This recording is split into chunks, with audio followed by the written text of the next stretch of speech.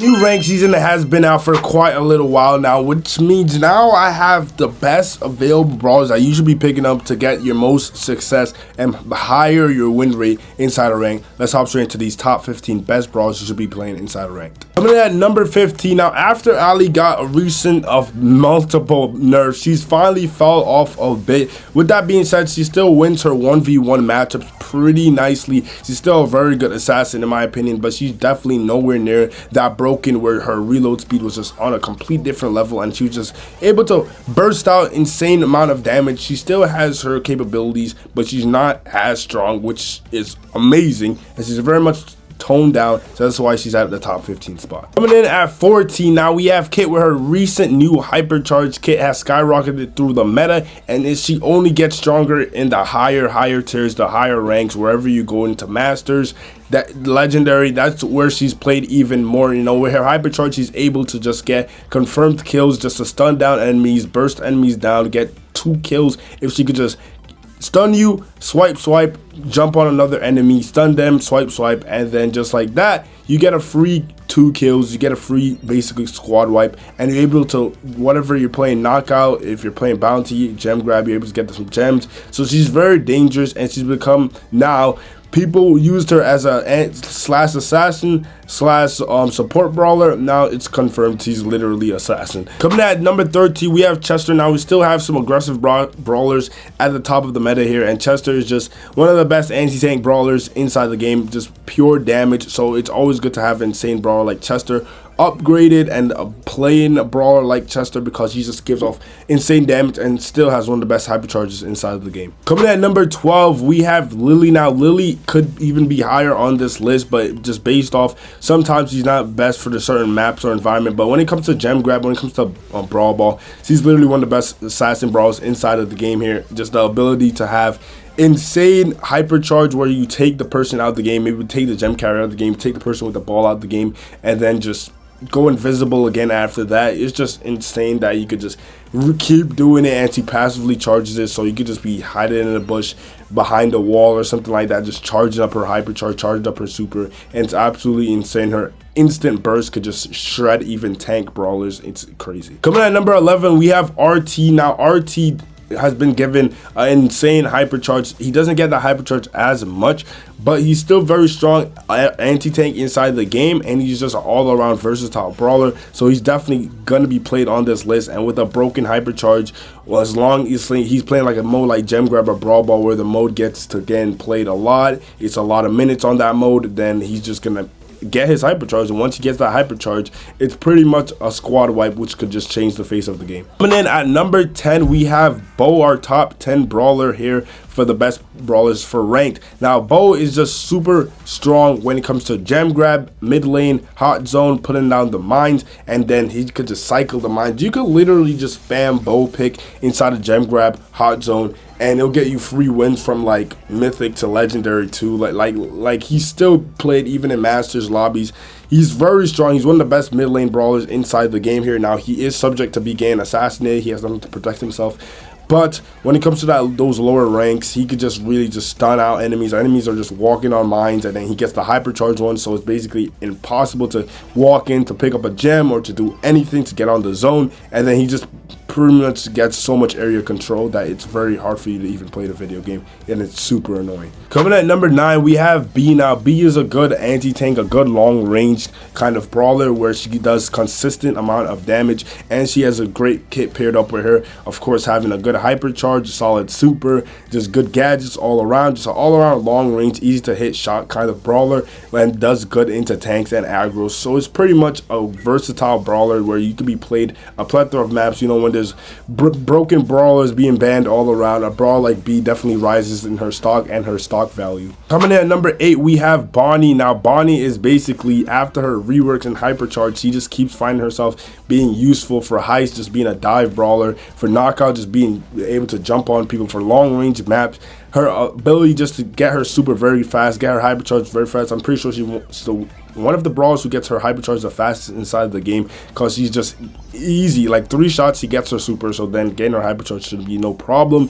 And jumping on with her hypercharge, she basically could kill any brawler, like really could burst down any brawler on impact. She does 2,000 damage and stuns a brawler and gets burst damage and increased movement speed and damage on top of it. So she just basically bursts down. You could do a burst down of like 8,000 damage in one sitting, not even kidding. It's insane. You could kill like a whole Buster with that attack, so it's honestly insane. Then with her mobility, obviously her being a long range with a good HP to switch into her assassin form, it's insane.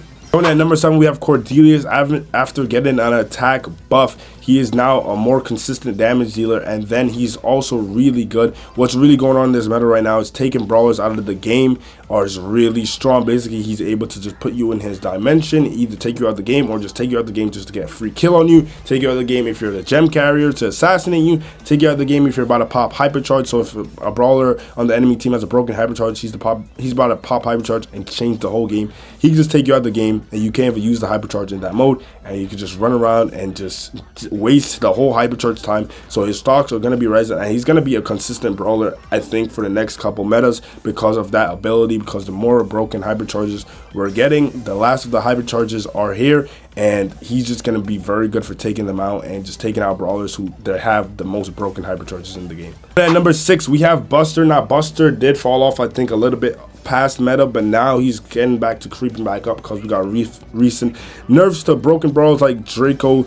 but Draco's still pretty much a strong brawler. But Buster here is just always a consistent tank brawler, and he can be played through a plethora of modes like gem grab, knockout, brawl ball, hot zone. He's pretty much like bounty, like even because, you know, dry season, you just get the blue star and just hide in the back, and he just passively charges his hypercharge and super. So Buster is pretty much the easiest tank brawler to be used, and probably one of the strongest tank brawlers to be used inside the game here. So it's definitely a brawler like Buster. He's a hard carry brawler, especially in the lower ranks. He could very much carry your games to like help out if you got bad randoms on your team. So definitely a brawler that you should be picking up, and the brawler you should be playing in this meta. Down to our top 5. Speaking of Draco, Draco is still in our top 5, just simply having a broken hypercharge here. You generally want to ban this brawler, I'm not gonna lie, taking him out the game, because anytime he could just pop that hypercharge, run you down, and it's just very difficult for you to do anything. Honestly, there's brawlers like Cordelius, as I was saying, brawlers like Charlie that could really take him out the game. Those are the brawlers that their stocks are rising, but their stocks are only rising to simply counter brawlers like Draco. So basically, they're just as strong as Draco is, basically. So that's the reason why Draco is simply built different. Now we have Kaze. Now it's been a minute, but people are figuring out Kaze. And now we figured out the Brawl is absolutely broken. Her ability to spam out hypercharges, supers, and deal insane damage, and just have so much versatility and just easy ways to just stay alive and to get a kill. It's just, she feels like almost like the perfect brawler, like an assassin, where the assassin could do multiple things. It's insane how good this brawler actually is here. And in terms of pros probably have her as the #1 brawler on the list, but in terms of like ranked, there's definitely ways of stopping Akaze. Akaze can be a one woman or man army, but it's like there's ways of countering it, there's ways of fighting around it, but still in the right hands, that brawler could literally just carry it and just disrupt the whole game essentially, and it's nothing you can do about it. At number 3, now Gus has dodged all nerfs, and it's because there's nothing super broken about him. There's nothing insanely like, oh, that's so broken, I can't stop it. But he has the most well-rounded kit in the game, and it's not even close. His long range, easy to hit shots, gadget pop where you could get confirmed kills, super where you could bounce off enemies or give to teammates where it allows them to gain so much more HP and to just bounce off any oncoming aggro brawler, and then a hypercharge to just double down on that and make it more stronger and more broken. And then he has, if you don't pop your balloons, you could just walk around them, be healed by them. So there's so much to love about Gus. He's probably one of the best mid lane brawlers inside the game, one of the most easy just to go to brawler if you don't know who to pick. He's decent into almost every like matchup. There's no really hard counters to him that he's just like he's basically versatile. He's like the most versatile, one of the most versatile brawlers inside the game here, and it just makes him just good into everything. So there's no weakness to him. Coming at number 2 though, we have Charlie. Now Charlie is so strong because, like I said, to take broken brawlers out the game when they're in their hypercharged state, she can just automatically shut them down. She's also really strong into anti-tanks like Chester, so she's basically only countered by like throwers, and if you just have an assassin in your team while you have the Charlie, like you pretty much take care of that thrower. So basically what's going on here is she could shut down anti-tanks because anti-tanks struggle against her spiders and just struggle to fight against her, and then she also just shuts down any aggro with their hypercharge once she has her super, and then she is pretty much invincible ammo. She has 1 slot of ammo, so she could just spam it out and constantly get that. And they even had to do some nerfs on her spiders just to nerf the charge rate of the gadget, but it literally did not affect her. She's still very, very strong, and honestly, I'm not complaining because it's been so long that Charlie was good. She's been so trashed ever since she was OP, but now that she's come back in the meta, it's not because she's so broken. It's because there's so much broken brawlers that now everyone finds value into like using her super. So it's pretty much kind of cool how she came back in the meta. Coming at number 1, we have Hank. Honestly, I don't even know how this brawler is a brawler, because the more I think about it, it doesn't make any sense how this is a brawler. Now he has like one of the most highest HPs inside the game, deals 4,000 damage per shot, max charge, and he has a super that heals half his HP and a shield gadget super, which they even nerfed, but literally still really good.